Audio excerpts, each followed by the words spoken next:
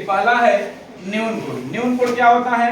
ऐसा कोण जिसका मान 0 से ज्यादा हो, 0 से ज्यादा हो लेकिन 90 डिग्री से कम हो, उसे हम लोग क्या कहते हैं? न्यून कोण कहते हैं। तो न्यून कोण की परिभाषा यह है कि 0 से ज्यादा और 90 से कम। अगला है अधिक कोण। अधिक कोण की परिभाषा क्या है?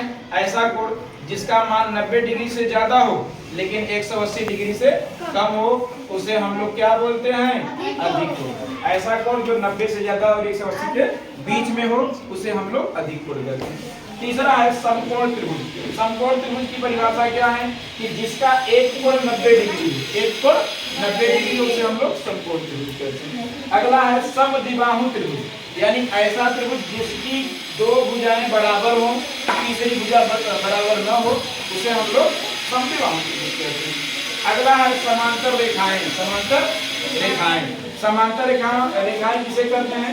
जब दो रेखाओं के बीच की दूरी प्रत्येक स्थानों पर बराबर हो, उनके बीच की दूरी बराबर हो, उन्हें हम लोग क्या बोलते हैं? समांतर रेखाएं। अगला देखिए क्या है?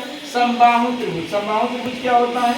ऐसा त्रिभुज जिसकी तीनों भुजाएं यानी सभी भुजाएं बराबर हो, उसे हम लोग समबाहु त्रिभुज कहते हैं। वृत्त क्या होता है? वृत्त में क्या होता है कि वृत्त देखिए उन बिंदुओं का बिंदुपथ होता है जो किसी एक निश्चित बिंदु से समान दूरी पर गमन करता है। अगला है आयत। आयत में क्या होता है? आयत में आमने सामने की भुजाएं बराबर होती हैं। देखिए जैसे यहाँ पर इसको हम लोग लंबाई कहें तो लंबाई लंबाई के बराबर, चौड़ाई चौड़ाई के बराबर होती है। अगला है वर्ग। वर्ग में सभी भुजाएं बराबर होती हैं, वर्ग की सभी भुजाएं बराबर होती हैं। और आयत और वर्ग एक प्रकार का समांतर चतुर्भुज होता है। क्या होता है? समांतर चतुर्भुज। समांतर चतुर्भुज क्या होता है? जिसकी दो भुजाएं के बीच की दूरी समान हो, उसे हम लोग क्या बोलते हैं? समांतर चतुर्भुज। और अंतिम में आपका घन है।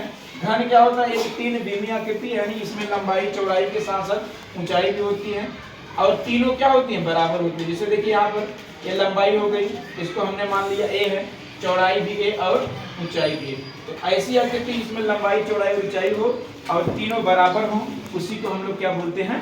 घन बोलते हैं।